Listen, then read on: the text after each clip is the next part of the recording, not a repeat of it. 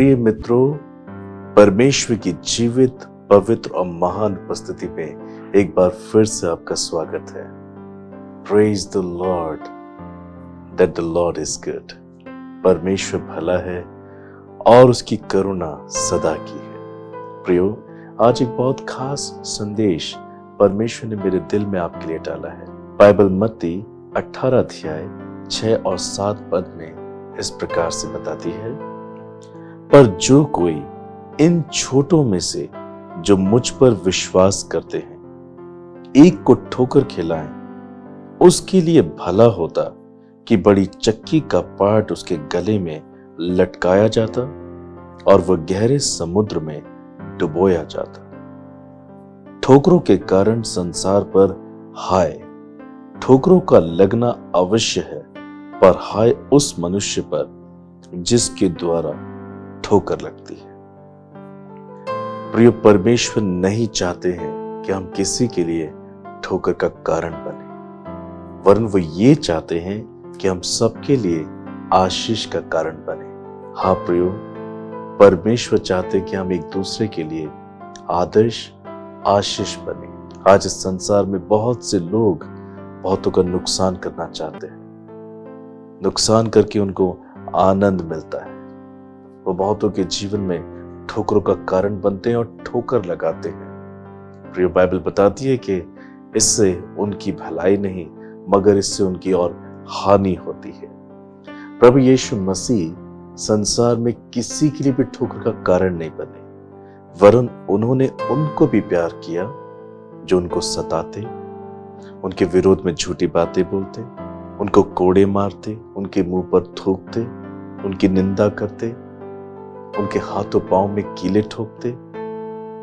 प्रभु यीशु मसीह ने उनके लिए भी परमेश्वर से प्रार्थना की, हे पिता, इन्हें क्षमा कर, ये नहीं जानते ये क्या कर रहे हैं। बाइबल साफ साफ बताती है कि हे प्रियो, बुराई से ना हारो, परंतु भलाई से उसको जीत लो।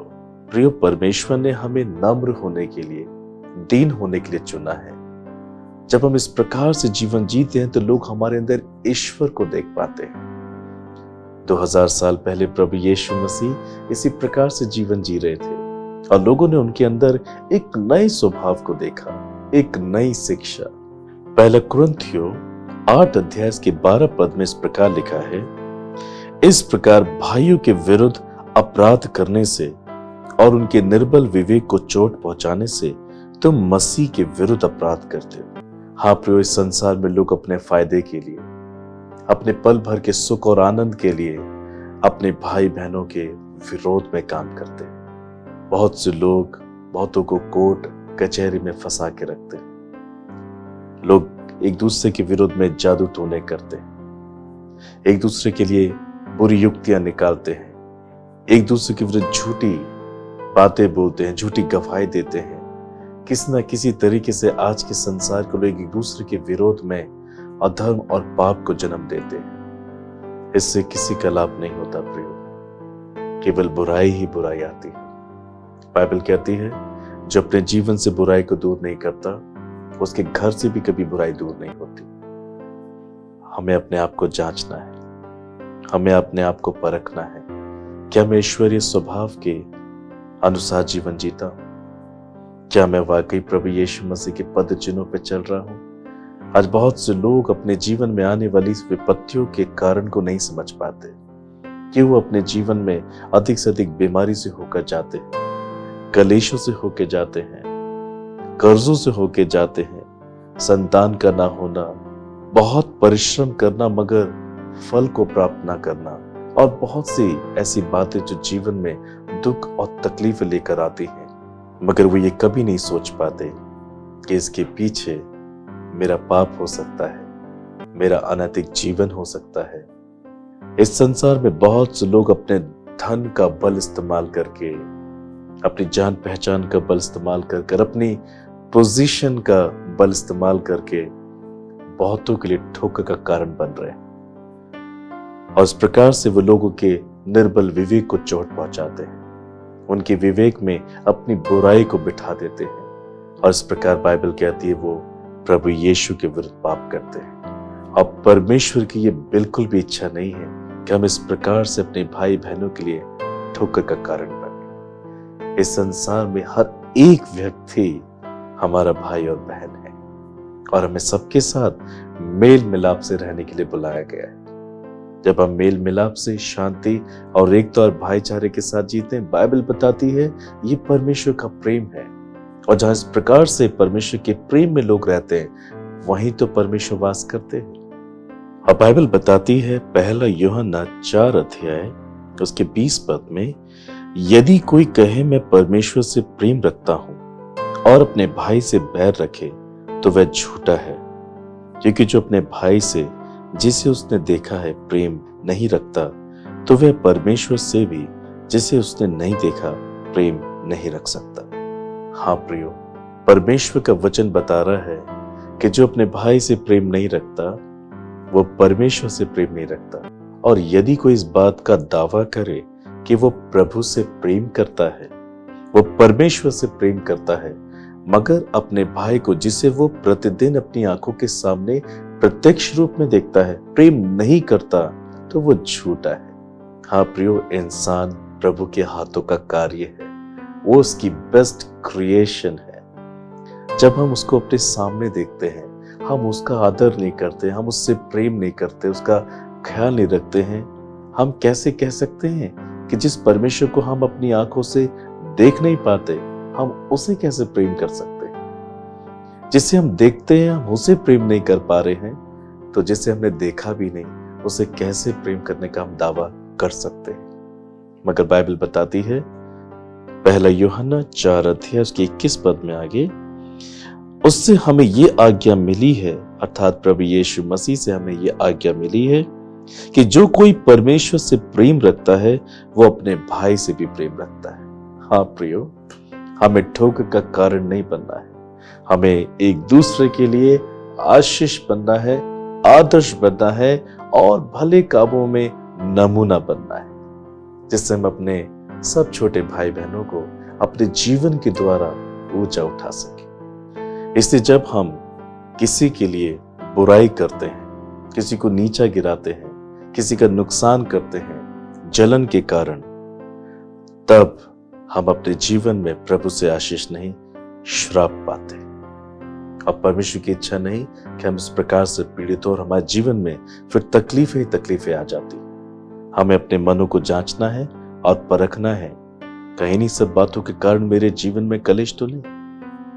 प्रियो, बाइबल बताती है हमें धीरज धरना बहुत जरूरी है, हमें संयम रखना बहुत जरूरी है। प्रभु यीशु मसीह ने हमारे लिए संयम रखा, धीरज रखा। उसने कोई पाप नहीं किया था, मगर उसको पापी कहकर बुलाया गया।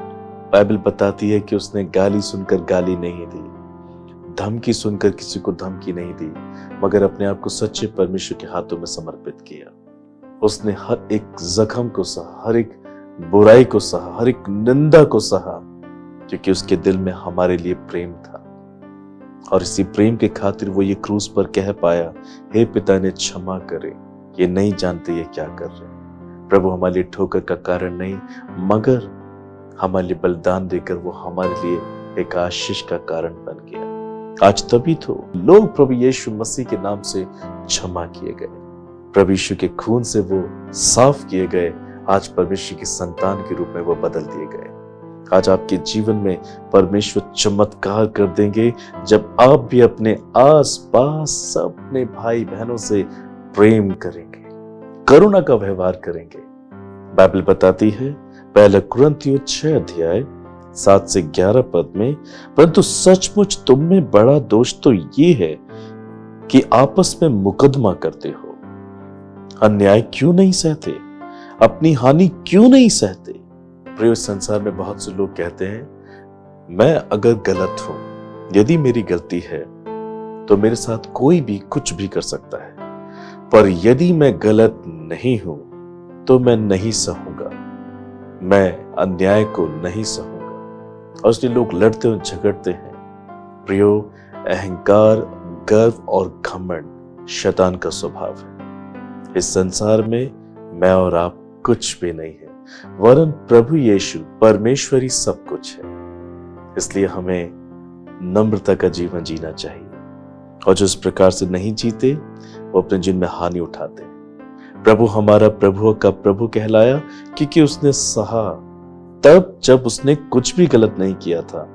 यदि हम अपने आप को उसकी संतान कहते हैं तो हमें तब भी सहन करना है जब हमने कुछ गलत नहीं भी किया। और इस वचन में प्रभु के प्रिय दास पौलुस बता रहे हैं कि हम अन्याय क्यों नहीं सहते, हम अपनी हानि क्यों नहीं सहते। कई बार परमेश्वर हमारे जीवन में ऐसे हालात जानबूझकर आने देते हैं क्योंकि वो हमारे अंदर नम्रता लाना चाहते हैं, दीनता लाना चाहते हैं, क्योंकि वो जानते हैं कि हम किस स्वभाव के हैं। परमेश्वर आपको नम्र करना चाहता है। यदि आपके जीवन में ऐसे हालात आते हैं जब आप सही हो तो भी आपके साथ बुरा होता है, तो परमेश्वर आपको उन्हीं हालातों में और मजबूत करना चाहते हैं कि आप कितना सह सकते हैं। कहीं ऐसा तो नहीं आगे चलकर यदि यीशु मसीह के नाम के खातिर आपको दुख मिले और आप ज्यादा ना सह पाने के कारण यीशु मसीह का इनकार कर दें। अब बाइबल कहती है तुम में ये बड़ा दोष है कि तुम सहते नहीं हो। अगर हम सहना नहीं सीखेंगे तो हम प्रभु यीशु मसीह के जैसे कैसे बनेंगे। प्रभु यीशु मसीह ने तब सहा जब उन्होंने कुछ कहा भी नहीं किया। प्रभु यीशु मसीह ने तब सहा जब उन्होंने कुछ भी नहीं किया था। बाइबल बताती है मत्ती 5 अध्याय के 44 पद में, परंतु मैं तुमसे ये कहता हूं कि अपने बैरियों से प्रेम रखो और अपने सताने वालों के लिए प्रार्थना करो। हाँ प्रिय, प्रभु यीशु ने क्या कहा? अपने बैरियों से प्रेम रखो और अपने सताने वालों के लिए प्रार्थना करो। क्या आप ऐसा करते हैं? यदि आप ऐसा नहीं करते हैं, यही कारण है आपके जीवन में तकलीफों के आने का। प्रियो, आपको परमेश्वर की संतान बनकर जीना है। यदि आपने प्रभु यीशु मसीह को अपना प्रभु स्वीकार किया है, तब आपको यही स्वभाव लेकर चलना है। हमें संसारिक, शारीरिक और शैतानी मनुष्य नहीं बनना है। हम परमेश्वर की संतान हैं जो अपना सूर्य उदय भले और बुरे दोनों मनुष्यों को दिखाता है। वो अपनी बरसात भी भले और बुरे दोनों मनुष्यों को दिखाता है। तब हम इतना फर्क करके कैसे जीवन जी सकते हैं इंसानों में? हमें सबके साथ मेल मिलाप से रहना है, क्योंकि परमेश्वर हमारे द्वारा संसार को देखता है। मत कहिए उसने पहले मेरे साथ बुरा किया इसलिए मैंने उसको ऐसा बोला। बाइबल में लिखा है, हे प्रियो, बदला ना लेना, क्योंकि बदला लेने का काम केवल परमेश्वर का है। हमें तो बैरियों से प्रेम करने, उन्हें क्षमा करने के लिए चुना गया है। और जब हम ऐसा जीवन जीते हैं, हमारे बैरी बदल जाते हैं। शायद आप सोचते होंगे मैंने अपने बैरियों के लिए बहुत प्रार्थना की, वो कभी नहीं बदले। नहीं प्रियो, शायद आपने ठीक से प्रार्थना नहीं की। जैसे आप अपने लोगों के लिए प्रार्थना करते हैं, अपने बच्चों के लिए, अपने पति अपनी पत्नी के लिए आंसू बहाकर गिड़गिड़ा कर प्रार्थना करते हैं, क्योंकि आप वास्तव में चाहते हैं कि वो सुधरें। वास्तव में आप चाहते हैं कि वो नए मनुष्य बने। आप वास्तव में चाहते हैं कि वो नरक ना जाए। उसी बोझ आंसू के साथ आपको अपने बैरियों के लिए, अपने शत्रु के लिए प्रार्थना करनी चाहिए, क्योंकि वो आपके समान सच्चाई को नहीं जानते। हाँ, जब आप इस प्रकार से उनके लिए रोएंगे, उपवास करेंगे, प्रार्थना करेंगे, परमेश्वर उनको यिर्मयाह 24 अध्याय 7 पद के निमित्त ऐसा दिल देगा कि वो परमेश्वर को जान जाएंगे। परमेश्वर दुष्ट के मरने से प्रसन्न नहीं होता। हाँ प्रियो, प्रभु ने सहा, हमारे लिए प्रार्थना की, तो अभी तो हम उसकी संतान बन पाए। यदि हम एक दूसरे का आदर करेंगे, तब परमेश्वर हमारी प्रार्थना के द्वारा सबको बदल सकता है। प्रियो, मेरे जीवन में भी परमेश्वर की करुणा ऐसे ही आई। मैं भी भक्तिहीन था, मगर प्रभु ने मुझसे इतना प्रेम किया, इसलिए मैं उसके खून से धुलकर आज एक नई सृष्टि बन चुका। उसने मुझे सिखाया कि हमें एक दूसरे के साथ मेल मिलाप से रहना है, हम एक दूसरे को बढ़ाना है, तब परमेश्वर हमारे बीच में बना रहता है और जीवन के हर एक क्षेत्र में वो हमें सफलता देता है। उत्पत्ति 26 अध्याय 12 पद से लेकर 14 पद तक और 16 पद से लेकर 25 पद तक इस प्रकार लिखा है, फिर इसहाक ने उस देश में जोता बोया और उसी वर्ष में 100 गुना फल पाया, और यहोवा ने उसको आशीष दी और वह बढ़ा और उसकी उन्नति होती चली गई, यहाँ तक कि वह अति महान पुरुष हो गया। जब उसकी भीड़, बकरी, गाय, बैल और बहुत से दास दासियां हुई, तब पलिश्ती उससे ढा करने लगे। तब अबीमेलेक ने इसहाक से कहा, हमारे पास से चला जा, क्योंकि तू हमसे बहुत सामर्थी हो गया है। अतः इसहाक वहां से चला गया और गरार की घाटी में अपना तंबू खड़ा करके वहां रहने लगा। तब जो कुएं उसके पिता अब्राहम के दिनों में खोदे गए थे और अब्राहम के मरने के बाद पलिश्तियों ने भर दिए थे, उनको इसहाक ने फिर से खुदवाया और उनके वही नाम रखे जो उसके पिता ने रखे थे। फिर इसहाक के दासों को घाटी में खोदते खोदते बहते जल का एक सोता मिला। तब गरार के चरवाहों ने इसहाक के चरवाहों से झगड़ा किया और कहा, यह जल हमारा है। इसलिए उसने उस कुएं का नाम एसेक रखा, क्योंकि वे उससे झगड़े थे। फिर उन्होंने दूसरा कुआं खोदा और उन्होंने उसके लिए भी झगड़ा किया, इसलिए उसने उसका नाम सितना रखा, अर्थात विरोध। तब उसने वहां से निकलकर एक और कुआं खुदवाया और उसके लिए उन्होंने झगड़ा ना किया, इसलिए उसने उसका नाम ये कहकर रहोबोत रखा, अब तो यहोवा ने हमारे लिए बहुत स्थान दिया है और हम इस देश में फूले और फलेंगे। वहां से वे बेशर्बा को गया और उसी दिन यहोवा ने रात को उसे दर्शन देकर कहा, मैं तेरे पिता अब्राहम का परमेश्वर हूं, मत डर, क्योंकि मैं तेरे साथ हूं और अपने दास अब्राहम के कारण तुझे आशीष दूंगा और तेरा वंश बढ़ाऊंगा। तब उसने वहां एक वेदी बनाई और यहोवा से प्रार्थना की और अपना तंबू वहीं खड़ा किया और वहां इसहाक के दासों ने एक कुआं खोदा। हाँ प्रियो, इसहाक परमेश्वर के प्रेम में बना हुआ था। इसहाक ने प्रेम के साथ जीवन जिया था। वह हमेशा परमेश्वर की आज्ञा का पालन करता था। और बाइबल बताती है, जब उसने अपने खेत में बीज बोया, उसी वर्ष वो 100 गुना फल पाया। आगे चलकर वो धनवान हो गया, उसकी उन्नति होती गई। तब पलिश्ती लोग उससे नफरत करने लगे। जब संसार में लोग फलते हैं, फूलते हैं, तो बहुत से लोग उनसे जलन रखने लगते हैं। इसहाक के साथ भी यही हुआ। तब पलिश्तियों के राजा अबीमेलेक इसहाक के पास आकर कहने लगा, देख, अब तू हमसे ज्यादा सामर्थी हो गया है, धनवान हो गया है, तेरी उन्नति हो गई है, तो हमारे पास से चला जा। इसहाक यहां पर कह सकता था, मैं क्यों जाऊं, मगर बिना कुछ कहे, बिना किसी विवाद के वो वहां से चला गया। बाद में इसहाक ने वहां से जाने के बाद इसहाक ने अपने पिता अब्राहम के उन कुओं को खुदवाया जिनको अब्राहम के मरने के बाद पलिश्तियों ने भर दिया था। मगर जैसे ही अब इसहाक ने वो कुएं खुदवाए, तुरंत वहां के लोगों ने इसहाक के चरवाहों के साथ, लोगों के साथ झगड़ा किया और वो कुआं उनसे छीन लिया। इसहाक यहां पर भी शांत रहा और फिर वो दूसरी जगह खुदाई करने गया। उसके दासों ने वहां पर भी कुआं खुदवाया। वहां के लोगों ने भी इसहाक से झगड़ा किया। इसहाक वहां पर भी शांत रहा।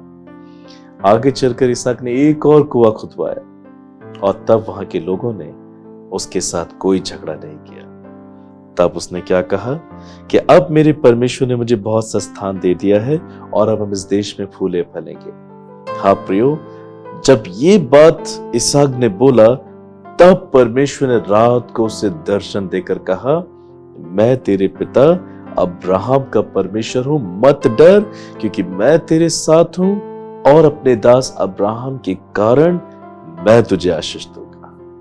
मैं आपको यहां सिखाना चाहता हूं, इसहाक धनवान हो गया था, सामर्थी हो गया था, बहुत से दास दासी थे, बहुत से गधे बैल, संपत्ति बहुत हो गई थी, तो भी उसने इनमें से किसी चीज का इस्तेमाल करके लोगों से झगड़ा नहीं किया। उसके कुएं छीन लिए गए, उसने छीनने दिया, मगर प्रेम की व्यवस्था रखकर वो परमेश्वर पे भरोसा रखता हुआ अपने काम को आगे करता रहा। उसका पैसा भी गया, उसकी मेहनत भी गई और जिस चीज के लिए उसने मेहनत की वो भी उसके पास नहीं रहा।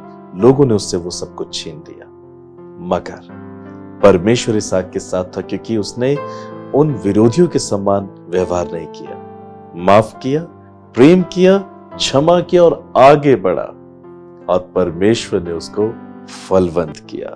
रात को दर्शन देकर प्रभु ने कहा, मैं तुझे बढ़ाऊंगा। जब आप भी ऐसा जीवन जिएंगे तब परमेश्वर आपको इसहाक के समान फलवंत करेगा। जब कोई अपने जीवन में फलवंत होता है, प्रियो, जलन ना रखें, ठोकर का कारण ना बने, उसे कैसे गिराया जाए ये दुष्ट युक्तियां ना करें। ये संसारिक शारीरिक शैतानी है, मगर परमेश्वर पे भरोसा रखें, परमेश्वर के प्रेम में बने रहे, उनको और आशीष दें, अपनी मेहनत करें। यदि कोई तुझसे तेरी वस्तु छीन ले तो उसे वापस ना मांग। प्रियो, मेहनत करें, परिश्रम करें, प्रभु के प्रेम में बने रहे, एक दूसरे का आदर करें, सम्मान करें, झगड़ा ना करें। परमेश्वर इसहाक के समान आपको फलवंत करेंगे। जब आप सहेंगे, परमेश्वर आपको फलवंत करेंगे। जब आप अपने शत्रु के लिए प्रार्थना करेंगे, परमेश्वर आपको फलवंत करेंगे। परमेश्वर आपको दर्शन देंगे और कहेंगे, मेरे पुत्र, मेरी पुत्री, तूने झगड़ा नहीं किया, तू ठोकर का कारण नहीं बना, इसलिए मैं तुझे तेरे देश में फलवंत करूंगा। परमेश्वर प्रेम रखने वालों के बीच में रहता है। प्रेम, मैं विश्वास करता हूं कि संदेश के द्वारा आप परमेश्वर की योजना समझ पा रहे हैं। ठोकरों को लगना अवश्य है, परंतु हाय उस मनुष्य पर जिसके द्वारा वो लगती है। आप श्राप ना लें, आप हाय ना लें, क्षमा मांगे, पश्चाताप करें। जिस किसी के लिए आप ठोकर का कारण बने हैं, आज ही फोन करके उनसे मिलकर उनमें मेल मिलाप का संदेश दें। मत्ती 22 अध्याय के 37 से 40 पद में लिखा है, उसने उससे कहा, तू परमेश्वर अपने प्रभु से अपने सारे मन, अपने सारे प्राण और अपनी सारी बुद्धि के साथ प्रेम रख। बड़ी और मुख्य आज्ञा तो यही है, और उसी के साथ ये दूसरी भी है कि तू अपने पड़ोसी से अपने समान प्रेम रख। यही 2 आज्ञाएं सारी व्यवस्था और भविष्यवक्ताओं का आधार है। हाँ प्रियो, प्रभु से अपने संपूर्ण मन, संपूर्ण प्राण, बुद्धि, शक्ति से प्रेम रख और अपने पड़ोसी से अपने समान प्रेम रख। यही हमारे जीवन का आधार है। परमेश्वर आपसे बातें कर चुके हैं और मुझे विश्वास है कि आज आप अपने पापों से पश्चाताप करेंगे, तब आपके जीवन में कल्याण होगा, प्रभु के चमत्कार होंगे, आशीष आएगी आपके जीवन में, क्योंकि अब आप ठोकर का कारण नहीं, एक दूसरे के लिए उन्नति का कारण बनेंगे, इसहाक के समान बनेंगे, प्रभु यीशु मसीह के समान बनेंगे। आइए प्रियो, प्रार्थना करें। परमेश्वर पिता, मैं प्रार्थना करता हूं आज जितने भी भाई बहन मेरे साथ प्रार्थना कर रहे हैं, ये अपने जीवन में बहुत सी घटी और बहुत सी कमियों में और बहुत से कलेशों से होके जा रहे हैं। मेरी प्रार्थना है कि आप इनका दिल इन पर जाहिर करें, ताकि समझ सकें क्यों इनके जीवन में इस प्रकार की परेशानियां हैं। प्यारे प्रभु, आप इनके मनों से बातचीत करें। यदि अपने भाई बहनों के लिए, अपने सगे संबंधियों के लिए, अपने पड़ोसियों के लिए, अपने रिश्तेदारों के लिए ठोकर का कारण बने हैं, इन्होंने उनको कोर्ट केस में, कचहरी में परेशान करके रखा हुआ है, यदि ये किसी के लिए एक दुखदायी दुख के समान बने हुए हैं, आज ही अपने पापों से पश्चाताप करें, अपनी हानि को सहें, अपने अन्याय को सहें और आज ही अपने पापों से पश्चाताप करें। आपके जैसा बनने के लिए आप इनकी सहायता करें। आज ही अपने लोगों से ये मेल मिलाप करें, उन्हें मिले, छोटे बने, नम्र बने, प्रभु क्षमा मांगे और क्षमा दे दें प्रभु, ताकि आपकी स्वभाव को प्राप्त कर सके। और ऐसा करने के द्वारा मेरी प्रार्थना है प्रभु, आज ही आप इनके जीवन का कल्याण करें। हाँ प्रभु, इनके व्यक्तिगत जीवन में, इनके पारिवारिक, सामाजिक, आर्थिक, सेवकाई के जीवन में प्रभु, आप इनकी शिक्षा के क्षेत्र में, आप इनके बिजनेस के क्षेत्र में, आप इनके रोजगार के क्षेत्र में अपनी उन्नति को दीजिए स्वामी इसहाक के समान। ये फलवंत हो प्रभु, इनकी उन्नति होती चले जाए, ये बरकत को पाए स्वामी। आप इन पे बड़ी करुणा करें प्रभु, आप इनके जीवन का आधार बने, यीशु या आपके जैसे बने। आप इनके हर एक पापों को क्षमा करें, लहू से अपने धो के शुद्ध करें, और जो कोई भी बीमार है यीशु आप उन्हें चंगा कर दें। आप चमत्कारों को करें इनके जीवन में प्रभु। Heal them in Jesus Christ name and do mighty miracles in their life lord. आप इन्हें हील करें, आप इनके चमत्कार करें, कर्जों से आजाद करें। जो निसंतान है प्रभु, आप उन्हें संतान की आशीष दें।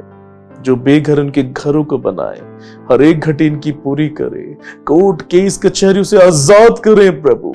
आप इन्हें छुटकारा दें, आश्चर्य कर्म करें। आपने बातचीत की है, अपने वचन के द्वारा आप इनके जीवन में चमत्कार करें। मैं इन सबको आपके हाथों में समर्पित करता हूं, यीशु मसीह के नाम में आशीष देता हूं। धन्यवाद प्रभु, प्रार्थना को सुना, छुआ, चमत्कार किया, एक नई सृष्टि बनाया। मैं आपको धन्यवाद करता हूं, प्रभु यीशु मसीह के नाम से मांगता हूं, आमीन। प्रियो, विश्वास कीजिए, यदि आप इस प्रकार से बने हैं तो प्रभु ने आपके जीवन में चमत्कार किया है। God bless you. प्रिय मित्रों, यदि आपने रेवरेंड निखिल उज्जैन के द्वारा दिए गए संदेश व प्रार्थना के माध्यम से अपने जीवन में परमेश्वर से चमत्कार व आशीष पाई है, तो हमसे हमारे प्रार्थना भवन पर संपर्क करें। हमारा नंबर है 9997077570। आप अपने प्रार्थना निवेदन ईमेल के माध्यम से भी भेज सकते हैं। हमारा ईमेल एड्रेस है nikhil@thelordspower.org। यदि आप हमारे सहभागी बनना चाहते हैं तो आप हमारे दिए गए नंबर व ईमेल के द्वारा हमसे संपर्क करें। द लॉर्ड्स पावर मिनिस्ट्री के बारे में अधिक जानने के लिए हमारी वेबसाइट पर लॉगिन कर सकते हैं। हमारी वेबसाइट है www.thelordspower.org। यदि आप अपने जीवन व परिवार में परमेश्वर की आशीष व चमत्कार पाना चाहते हैं तो हमारा प्रोग्राम देखना न भूलें। हर रविवार सुबह 7 बजे से 7:30 बजे तक केवल शुभ संदेश चैनल पर।